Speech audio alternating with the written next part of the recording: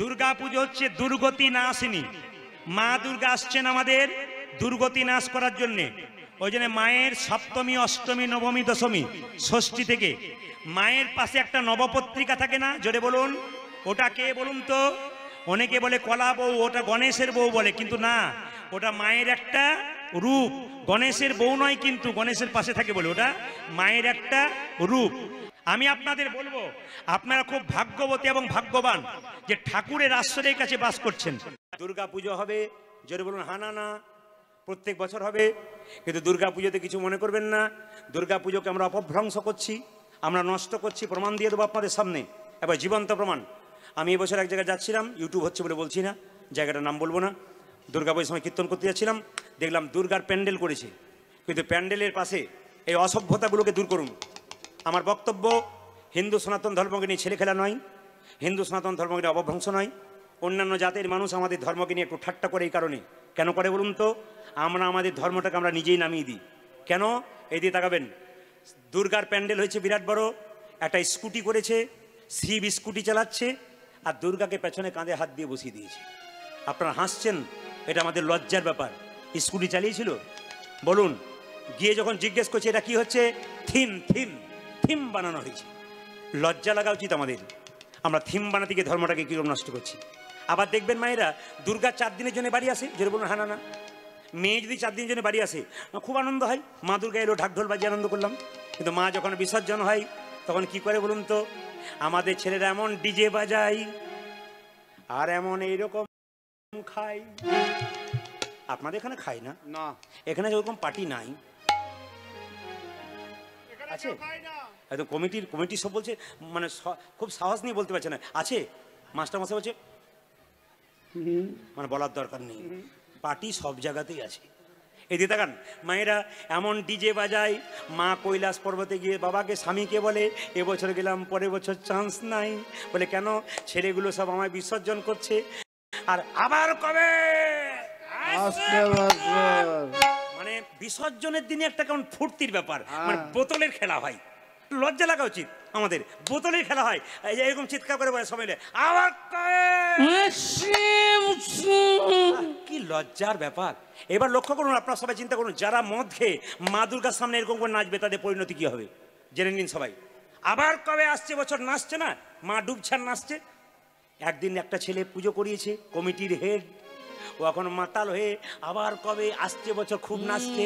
একদিন নদীতে পেরিয়ে যাচ্ছে নৌকাতে, হঠাৎ নৌকাটা ডুববো বলছে, মা প্রত্যেক বছর তোর পুজো করি, এবছর তুই বাঁচা, পরের বছর পুজো করার চান্স দে। তখন মা দুর্গা পাড়ে এসে খুব নাচতে শুরু করেছে।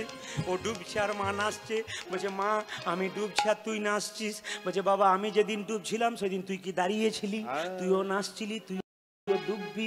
এই যে সংসারে যদি কেউ ভগবানকে অবহেলা করেন, দেবদেবীকে অবহেলা করেন, আপনার দুঃখের দিনে তারাও নাচতে শুরু করবে। আপনাদের জন্য শুধু বলে যাই, একাদশী ছেলে না মেয়ে? একাদশী মেয়ে। একাদশীর জন্ম কিরকম? ভগবান বিষ্ণুর সঙ্গে একটা অসুরের যুদ্ধ হচ্ছে। ভগবান চালাকি করে যুদ্ধে হেরে গিয়ে একটা পর্বতের গুহায় ঢুকে পড়ল। অসুর ছুটে গিয়ে, যাবে কোথায়? এই বলে যেই না অসুর ছুটে গেছে, সঙ্গে সঙ্গে ভগবান বিষ্ণু কি করলো? নিজের শরীর থেকে একটা অপূর্ব জ্যোতি সৃষ্টি করলো। সেই জ্যোতি থেকে একটা রমণী সৃষ্টি হলো। সেই রমণী চিৎকার করে বলল, এ অসুর আয়, কাছে আয়। যেই না কাছে এসছে, অসুরের মস্তক ছেদন করেছে। ভগবান বিষ্ণু বলল, বারে মেয়ে, আমি যাকে মারতে পারলাম না তুমি মেরে ফেললে। মেয়েটি মাথায় নত করে ভগবানের চরণে প্রণাম করে বলছে, প্রভু এ তো আমার ক্ষমতা নয়, তোমার শরীর থেকে আমার জন্ম। ভগবান বিষ্ণু শরীর থেকে জন্ম এই মেয়েটার। বলছে, আমার জন্ম, তোমার ক্ষমতা পেয়ে আমি অসুরকে বধ করলাম। বেশ, কি চাস তুই? আমাকে পৃথিবীতে এমন একটা জায়গা দাও, আমার মধ্যে মানুষ যদি যায়, গয়া, কাশী, বৃন্দাবন, কোথাও যেতে হবে না। যদি আমার মধ্যে কেউ স্থাপিত করতে পারে, আমার মধ্যে আশ্রয় নিতে পারে, তাহলে আমি আশীর্বাদ করব। গয়া, কাশী, বৃন্দাবন যাবার পয়সা না থাক, আমার মধ্যে আশ্রয় নাও, সব ফল তুমি একসঙ্গে পেয়ে যাবে। ভগবান বলল, তবে তোর নাম দিলাম একাদশী। জেনে নিন মায়েরা, একাদশী হলো মেয়ে। কার শরীর থেকে জন্ম? ভগবান বিষ্ণুর শরীর থেকে জন্ম হলো একাদশী। আচ্ছা, একাদশী যারা পালন করেন তাদের জন্য বলে দিই, আপনারা জানি আপনারা পালন করেন, খুব সুন্দর করেন। আমি একটু নিয়ম বলতে চাই। একাদশী দ্বাদশী যুক্ত একাদশী ভালো, দ্বাদশী লাগবে, সে একাদশী করতে পারেন, তাহলে ভালো। এবার বলে দিই মায়েরা, একাদশীর আগের দিন থেকে কিন্তু আপনার কাজ আছে। একাদশীর আগের রাত্রিতে আপনি ব্রাশ করে নেবেন। কালকে সকাল থেকে একাদশী পালন করবেন, আজকে রাত্রিতে ব্রাশ করতে হবে আপনাকে, কাল সকাল করা যাবে না। আজকে জিভ ছুলে নিতে হবে, কাল সকালে জিভ ছুলতে পারবেন না। প্রশ্ন করবেন কেন, আমরা তো করি না, ভুল করছেন। কেন না, যে পেস্টে আপনি দাঁত মানছেন সেই পেস্টের মধ্যে লবণ থাকে। একাদশীর দিন লবণ খাওয়া যায় না, সন্দক লবণ খাওয়া যায়, কিন্তু এই লবণ খাওয়া যায় না। কিন্তু এই লবণ থাকে পেস্টে, আপনি লবণ তো সকালে তো একাদশী ভঙ্গ করলেন। জিভ ছুলতে গিয়ে জিভ যদি কেটে যায়, আপনার একাদশী নষ্ট হয়ে গেল। তরকারি কাটতে গিয়ে যদি আপনার আঙুল কেটে গেল, আপনার একাদশী নষ্ট হয়ে গেল। একাদশীর দিনে পঞ্চশস্য খাওয়া বারণ। ওর মধ্যে পাত থাকে কি, চাল, গম, ভুট্টা, সরিষা, ডাল। আপনারা অবাক হয়ে যাবেন, আমার মোবাইলে অন্তত 100 থেকে 150 জনের বিএসএফ জওয়ানের ছবি, মানে ছবি সহ নাম্বার আছে। একাদশীর দিনে আমাকে প্রত্যেকে প্রণাম জানায় এবং বলে আমরা একাদশী করছি। এত বড় একটা চাপের মধ্যে থাকে, তবু একাদশী ভরে না। বললাম কেমন আছো, বলে খুশিতে আছি, একাদশী করে খুব ভালো আছি। আমি আপনাদের কাছে নিবেদন রাখতে চাই, আমরা গানের তাগিদে সবসময় সময় হয় না, আপনাদের কাছে নিবেদন রইল, বাড়িতে বাড়িতে একাদশী চালু করুন। মুসলিম সমাজে 30 দিন রোজা রাখে, সকাল 4টা থেকে সন্ধ্যে 6টা পর্যন্ত একবারে থুতু গেলে না। ওদের 30 দিন করে, আমাদের 12 মাসে 24টা করলে ক্ষতি কি আছে? যে বছরে দেখবেন মল মাস 26টা হয়ে যায়। তাছাড়া আরও আছে শিব চতুর্দশী করুন, সেদিন নির্জলা থাকুন। মা দুর্গার অষ্টমী করুন, রামনবমী করুন, শ্রীকৃষ্ণের জন্মাষ্টমী করুন। তাই 26 আর 4 30টা তো আমাদের হয়ে গেল। আমরা কেটে কেটে করছি। আমাদের আবার সহজ নিয়ম করে দিয়েছে কি, একাদশীর দিনে যদি কেউ নির্জলা থাকতে পারে, ওর নাম হলো উত্তম একাদশী। একাদশীর দিনে কেউ নির্জলা, হ্যাঁ, একাদশীর দিনে বিছানায় শুতে পাবেন না, আপনাকে নিজে আলাদা বিছানা করতে হবে নিচে। একাদশীর দিনে ফুল তুলবেন, যে কোনো দিন ফুল তুলবেন, পাতা তুলবেন। আচ্ছা বলুন তো, আমার হাতে 1 বোতল জল আছে, আপনি কেড়ে নিয়ে চলে গেলেন, চুরি করা হলো না ভালো হলো, কোনটা হলো বলুন আপনারা? আমার হাতে 1 বোতল জল আছে, আপনি টেনে নিয়ে চলে গেলেন, কিছু বললেন না, চুরি করা হলো না? না বলে নিয়ে চুরি করা হয়। আপনি তুলসী পাতা তুলছেন, গাছকে বলেন যে পাতা তুলছি, গাছের তো প্রাণ আছে, আপনি তুললে তো উনি আঘাত পাবেন, ওকে বলেন আপনি কোনোদিন গাছকে? আপনি তুলে নিয়ে চলে যান, চুরি করা হয়ে যায় তো। আপনি ফুল গাছ থেকে ফুল তুলছেন, শাস্ত্র বলছে আপনি বলবেন না, আপনার তো চুরি করা হয়ে গেল। তাহলে যখনই আপনি তুলসী পাতা তুলবেন, যখনই ফুল তুলবেন, তখন এই কথা বলবেন, হে বৃক্ষ মাতা, তুমি যে বক্ষ বিদীর্ণ করে ফুল দিয়েছো, তুমি যে বক্ষ বিদীর্ণ করে পাতা দিয়েছো, এই পাতা গোবিন্দ সেবায় লাগাবো।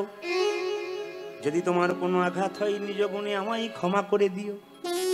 এটা বলে যদি তাও বলতে না পারেন, গাছটাকে প্রণাম করবেন আর বলবেন তোমার পাতা আমায় দাও, গোবিন্দ সেবায় লাগাবো, কষ্টটা মার্জনা করে নিও। আপনাদের বললেই কাজ হবে যদি কেউ সহজ পথ অবলম্বন করেন। এইবার বলে দিই আপনাদের, একাদশী এদিকে একাদশীর দিনে যে নির্জলা থাকে, উত্তম একাদশী। যদি কেউ না করতে পারে, বিধান দিয়েছে কত সুন্দর দেখুন, বড় বড় অফিসাররা করছে, ব্যাংকের ম্যানেজার আমাদের এলাকাতে আছে 2-3টে বিভিন্ন জায়গাতে, তাদের দেখছি যিনি হেড ডিপার্টমেন্ট, তিনিও একাদশী করেছেন। আশ্চর্যের ব্যাপার, বলে ধর্মটাকে কেন ছাড়বো? আপনারা সবাই লক্ষ্য করুন, যে যেখানে দেখবেন মনমোহন সিং প্রধানমন্ত্রী ছিলেন, বলুন মাথার পাগড়ি ছেড়েছিল, হ্যাঁ কি না? মাথার পাগড়িটা ধর্ম নাকি? মাথার পাগড়ি ওনার ধর্ম, বাচ্চা থেকে শিখে এসছে বাবা মায়ের কাছ থেকে, তুই প্রধানমন্ত্রী হ, রাষ্ট্রপতি হ, মাথার পাগড়ি তুই ছাড়বি না। শিক্ষা পরিবারে, নিজের ধর্ম আপনি ছাড়বেন কেন? আপনি প্রত্যেকটা ধর্মকে সমান সম্মান দিন, কোনো ধর্মকে ছোট করবেন না, প্রত্যেক ধর্মকে সমান সম্মান দিন, কিন্তু নিজের ধর্ম ছাড়বেন কেন? আপনি যে পোস্টে থাকুন না কেন, পোস্টটা তো আপনার ক্ষণিকের জন্যে, কিন্তু পোস্টটা তো আপনার চলে যাবে, কিন্তু আসল পোস্টটা ধরে রাখবেন, কারণ একদিন আপনাকে গোবিন্দের কাছে যেতে হবে, আপনাকে সুযোগ দিতেই হবে গোবিন্দচরণ সেবার জন্য। আমি যেদিন অ্যাক্সিডেন্ট হয়েছিলাম, আমার গাড়িতে 4 পাল্টি খেয়েছিল, পুলিশ অফিসার এসে আমাকে চিৎকার করে বলেছিল একজনও নেই, সব মরে গেছে। গাড়িটা কেটে কেটে যখন বের করলো, সবাই বেরোলো, আমি বেরোতে পারিনি। আমাকে পাগুলোকে টানতে টানতে বের করেছে, ভাবলো ইনি মরে গেছেন। আমি যখন বেরিয়ে এলাম, তখন আমার এইখানটা একটু কেটে গেছে।